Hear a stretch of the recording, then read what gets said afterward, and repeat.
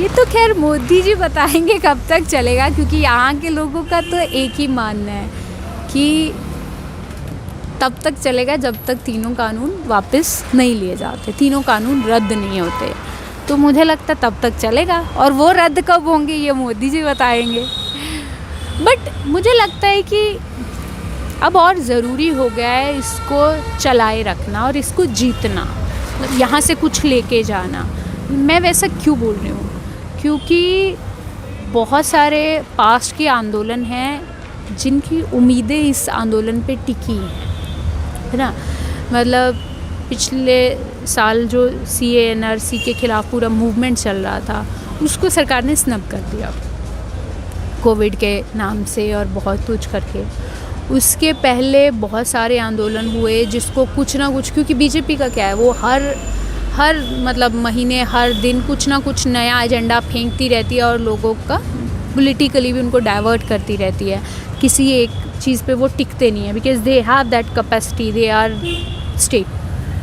तो ये मतलब ग्लोबली भी माना जा रहा है कि ये रिकॉर्डेड हिस्ट्री का सबसे बड़ा आंदोलन है, और ये बात बीजेपी को भी पता है। तो मुझे लगता है अब दोनों तरफ ना एक टसल है, मतलब दोनों तरफ लोगों की उम्मीदें, लोगों की आशाएं जुड़ी हैं। इधर तो बाकी मतलब जो सारे देश के लड़ने वाले लोग, प्रोग्रेसिव जनता जो इस स्टेट के ख़िलाफ़ पास्ट में आंदोलन कर रही है, उन लोगों की तो उम्मीदें ये जुड़ी हुई हैं कि अगर किसान ये आंदोलन जीत जाएं तो बाकी आंदोलन भी हम जीत सकते हैं, है ना। और दूसरी तरफ बीजेपी की, स्टेट की क्या आशा जुड़ी हुई है कि अगर इस आंदोलन को भी दबा दें तो फिर तो हमारे सामने और कोई टिक नहीं पाएगा। क्योंकि अगर आपने आज तक की रिकॉर्डेड हिस्ट्री के सबसे बड़े आंदोलन को भी स्नब कर दिया तो फिर आपका और चौड़ाई बढ़ जाएगा ना, आपके सामने और क्या ही टिकेगा। मतलब पता नहीं, ये बात मैंने 1-2 दफ़ा पहले भी ये बात की है, और मैं जब भी ये बात करती हूँ ना, मेरे सामने ना मारियो एक गेम होती थी, गेम खेलते थे मारियो का ना एक विजुअल आने लगता है जिसमें ना एक ड्रैगन होता था, मारियो को वो ड्रैगन क्रॉस करना होता था, उसको मारना होता था, और वो आग फेंकता था। वो आग से बेसिकली मतलब उसका स्ट्रेंथ बढ़ता था, आग खा के उस ड्रैगन का। तो मुझे लगता है ना मोदी सरकार का आंदोलनों को खा के वो ताकत बढ़ता है। मोदी सरकार वो ड्रैगन है जो आंदोलन खा के और स्ट्रॉन्ग होता है। तो इसलिए अगर ये सबसे बड़ा आंदोलन भी खा गए ना तो इनका ये ड्रैगन फिर काबू करना मुश्किल हो जाएगा। फिर शायद ये 24 वाला इलेक्शन भी करवाएंगे नहीं, उनको लगेगा यार अब तो सब दबा दिया तो अब तो क्या ही है। तो इसलिए भी मुझे लगता है कि ये बेशक 24 तक ही क्यों ना चले, लेकिन इसको जीतना बहुत ज़रूरी है। आज तक हुआ है कि कुछ संगठन एक साथ आ गए किसी मुद्दे पे, लेकिन सब किसान संगठन एक साथ आ गए, ये पहली दफ़ा हुआ है ना। और उसमें भी इतने महीनों से लगातार मतलब थोड़ा बहुत मतलब कह लें डिफरेंसेस के साथ दे आर स्टिल मेंटेनिंग वो पूरा जो यूनाइटेड फ्रंट को चला रहे हैं। तो उसमें मुझे यही लगता है कि इवन लीडरशिप भी करते कराते बहुत चीज़ें सीख रही है ना।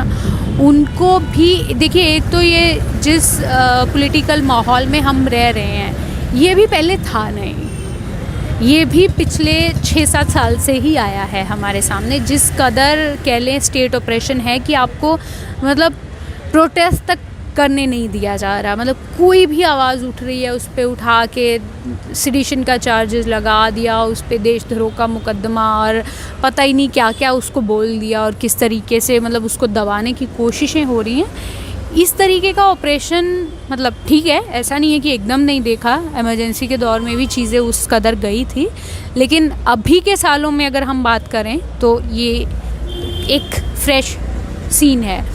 तो इसमें मुझे लगता है कि इसमें ऑपोजिशन को भी कैसे सरवाइव करना है, ऑपोजिशन को कैसे इतनी स्थिति में रहना है कि वो कम से कम अपोज़ कर तो पाए, वो ऑपोजिशन भी सीख रही है। तो कह लें वो एक सर्वाइवल का तरीका है। तो उसी में से बेसिकली ऐसा नहीं है कि कॉमन फ्रंट पे आने के बाद सबके कोई इंटरनल डिफरेंसेस ख़त्म हो गए, ऐसा तो नहीं है। मतलब वो तो अभी भी वैसे ही खड़े हैं, बट हाँ ये ज़रूर है कि लोगों को इतना क्लैरिटी है कि भाई हमारे इंटरनल डिफरेंसेस कितने ही क्यों ना हो, बट अभी के लिए वक्ती तौर पे हमारा ये एक एजेंडा है जिस पे हम सब की एक राय है, और इसलिए कोई और डिफरेंस अभी के लिए बीच में नहीं लाना। पहले इसको रिजॉल्व कर लो, ठीक है यार, घर जाके बाकी के डिफरेंस फिर देख लेंगे, मतलब वो तो इतने सालों से थे ही, पंजाब में जाके फिर से वो देख लेंगे।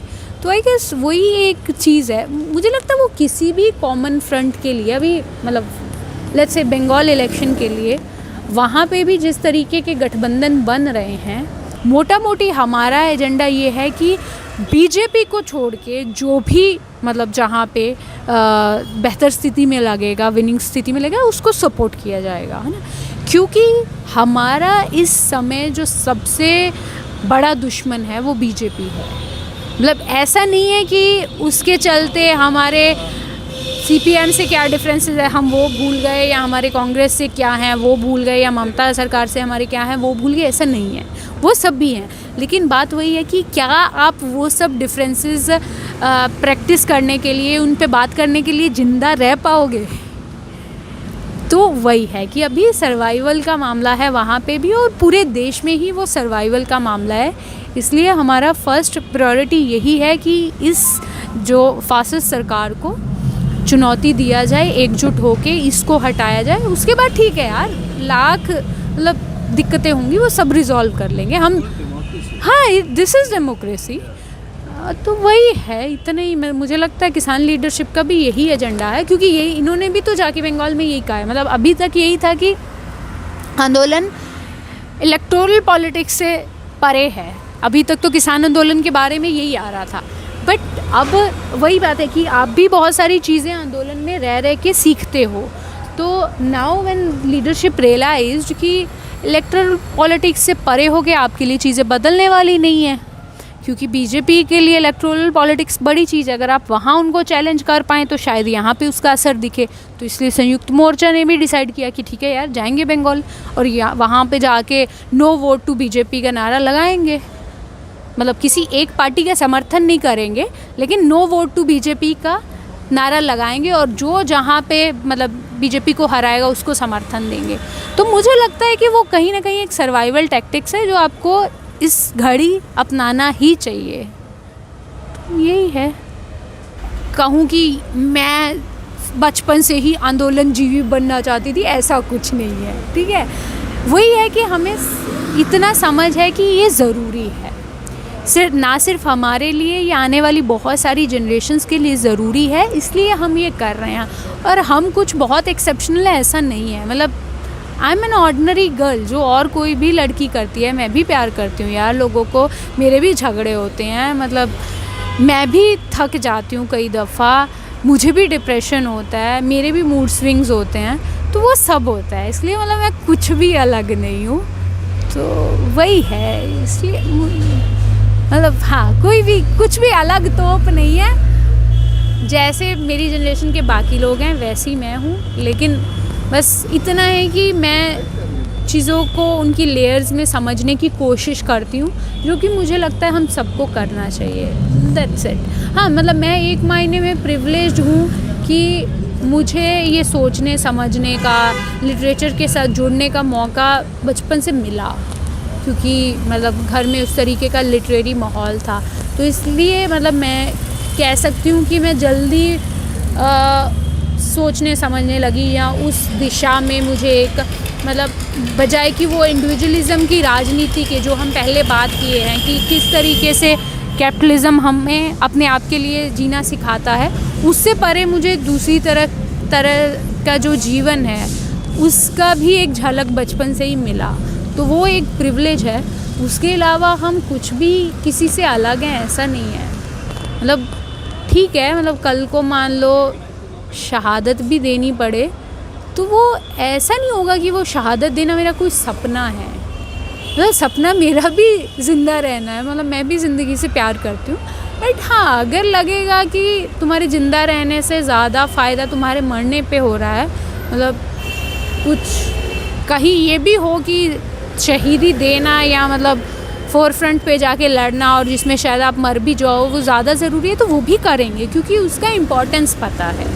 बट वो कोई सपना है या फिर मतलब उसी के लिए ज़िंदा है हम, ऐसे एक्सेप्शनल क्रिएचर नहीं हैं। देखा जाए ऐसे प्रैक्टिकली तो बहुत शांति नहीं है, क्योंकि मतलब ये व्हीकल्स निकलते रहते हैं रोड के ऊपर, उसका शुमशान रहता है।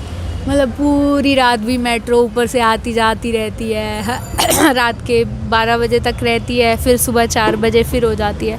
बट ये ज़रूर है कि तसल्ली है यहाँ पर, शांति शायद नहीं है, मतलब ऐसे उसके लिटरल वर्ड्स पे अगर जाएं, लेकिन तसल्ली ज़रूर है।